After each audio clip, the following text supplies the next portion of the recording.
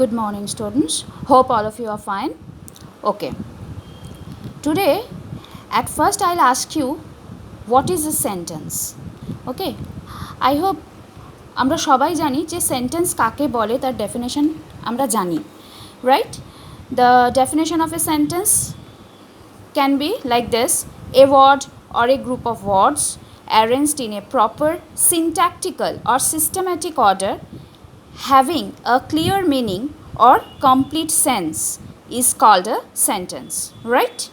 তাহলে ডেফিনেশনে সেন্টেন্স আমরা কি বলতে পারি যে a word or a group of words অর্থাৎ একটা শব্দ বা এক গুচ্ছ শব্দ arranged in a proper syntactical or systematic order অর্থাৎ একটা বিশেষ নির্দিষ্ট নিয়ম অনুযায়ী সেই শব্দগুলোকে যখন একগোছা শব্দ নিয়ে সেন্টেন্স হচ্ছে তখন সেক্ষেত্রে সেই শব্দগুলো একটা নির্দিষ্ট নিয়ম অনুযায়ী পরপর সজ্জিত থাকে, having a clear meaning or complete sense, যেগুলোর একটা স্পষ্ট মানে অর্থাৎ অর্থ আছে বা সেগুলো একটা কোনো ক্লিয়ার সেন্স কমপ্লিট সেন্সকে এক্সপ্রেস করছে, তখন তাকে আমরা সেন্টেন্স বলি। Now to know well what is a sentence, to understand the sentence very well, we should know first phrase and clause.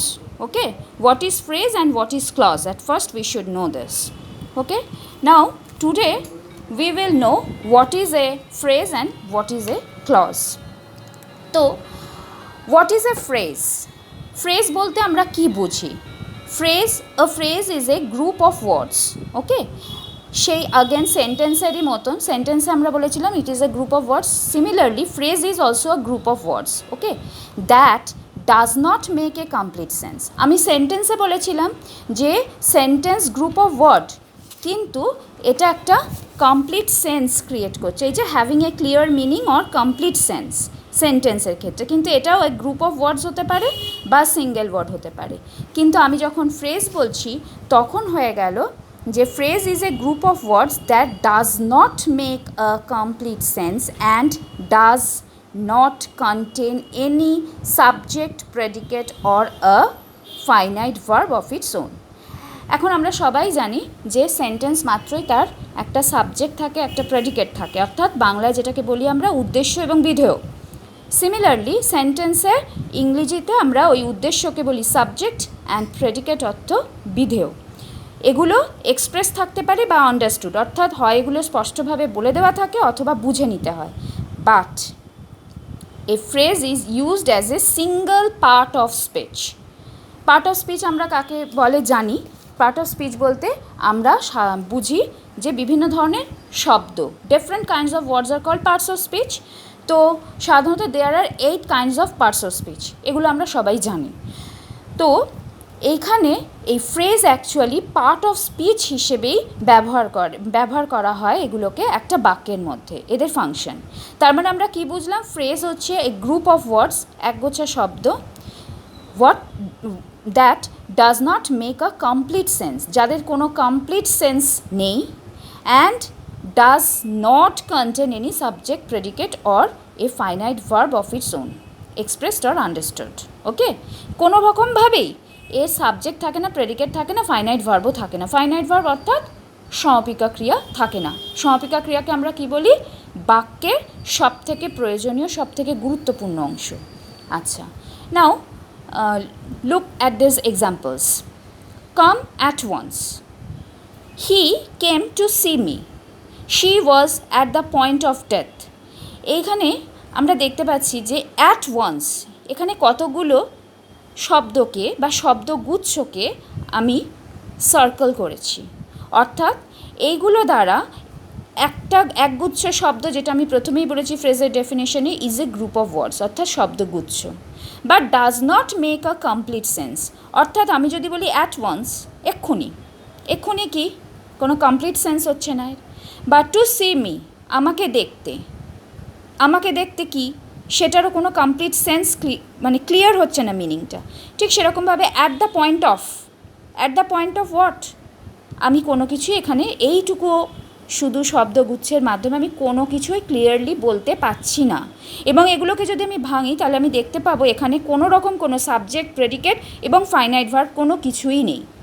তাই জন্যে এগুলো বাক্যের অংশ তো বটে, অর্থাৎ he came to see me গোটাটা যদি একটা বাক্য হয়, সেই বাক্যের মধ্যে to see me is a part of this sentence.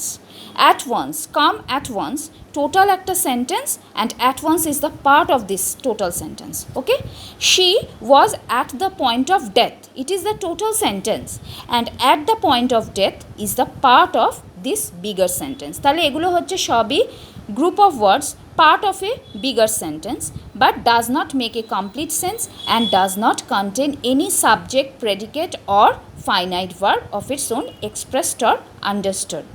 কোনো রকমভাবে এগুলোকে এক্সপ্রেস করছে না। তাহলে all these above circled group of words are phrases।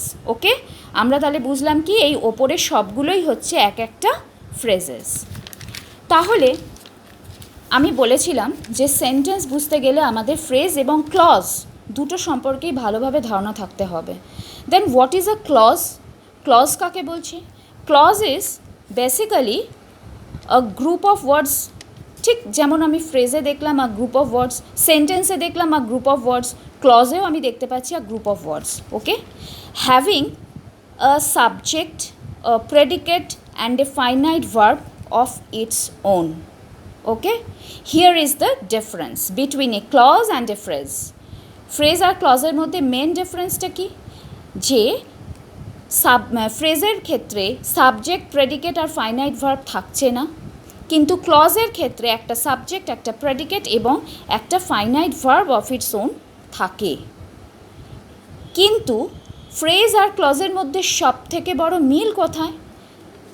Both of them basically form part of A bigger sentence, that is একটা বড় sentence তার ভেতরে একটা ছোট সেন্টেন্স হিসেবে কাজ করে clause. That is a clause is a sentence within a sentence. আমরা বলতে পারি কি ক্লজ হচ্ছে বেসিক্যালি একটা বাক্য যেটা একটা বড় বাক্যের মধ্যে অবস্থান করছে।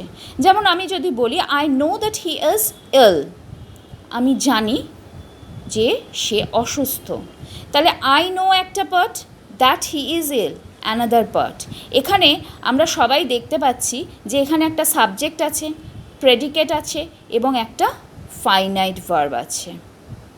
ঠিক similarly the boy who did it is my brother, the boy who did it is my brother.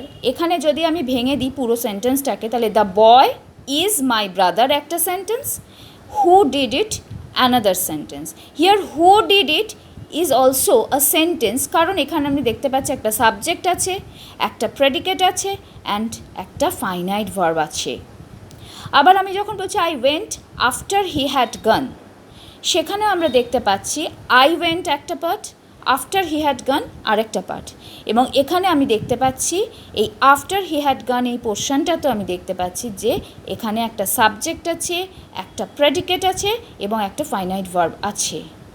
তার মানে যেটা আমরা ফ্রেজে দেখেছিলাম কোনো অবস্থাতেই কোনো ফাইনাইট ভার্ব ছিল না, সেইখানে কিন্তু এখানে ক্লজে আমরা কিন্তু প্রতি ক্ষেত্রেই দেখছি ফাইনাইট ভার্বগুলো আছে এবং শুধু তাই নয় এগুলোর সাথে সাথে একটা করে সাবজেক্টও আছে, একটা করে প্রেডিকেটও আছে।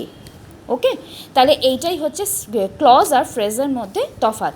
আর অল দি আন্ডারলাইন্ড এখানে যে সমস্ত আমি দেখালাম that he is ill, who did it, after he had gone, এই সমস্তগুলোকে আমি আন্ডারলাইন করেছি because all the underline group of words are clauses.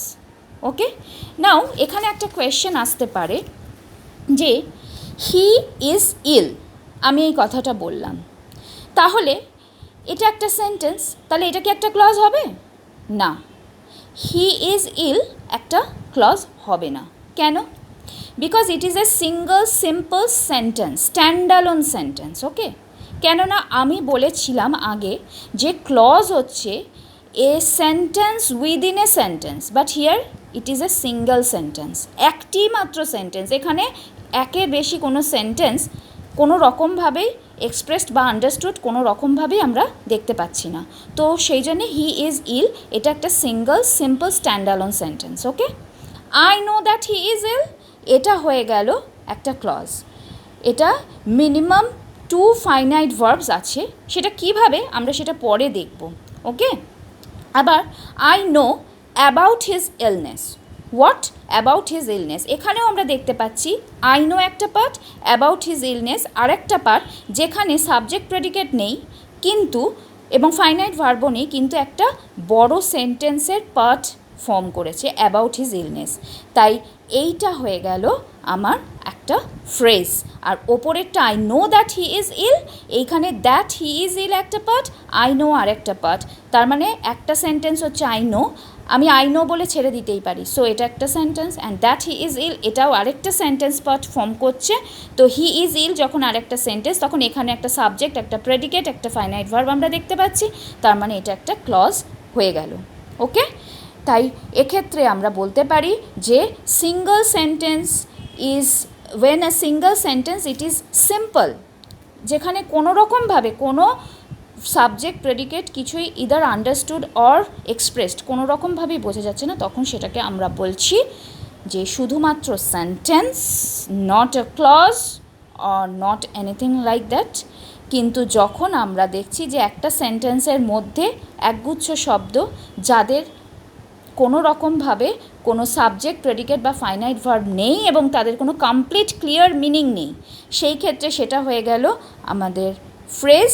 এবং আগেন ডেফিনেশন অনুযায়ী যদি দেখি যে যখন যে ক্ষেত্রে একটা বড় সেন্টেন্স তার মধ্যে আরেকটা ছোট্ট sentence including a subject, a predicate and a finite verb expressed or understood, তখন সেটাকে আমরা বলছি ক্লজ। অর্থাৎ clause is a sentence within a sentence, a sentence is a sentence itself. এখানে সেন্টেন্সের ভেতরেই ক্লজটা থাকে আর সেন্টেন্সের ভেতরেই কিন্তু ফ্রেজও থাকে। এই হলো সেন্টেন্স, ফ্রেজ আর ক্লজের মধ্যে ইন্টার রিলেশন। ওকে, আজকে এই অবধি। এর পরের দিন আমি আরও এদের ভাগগুলো নিয়ে আলোচনা করব। ওকে, থ্যাংক ইউ।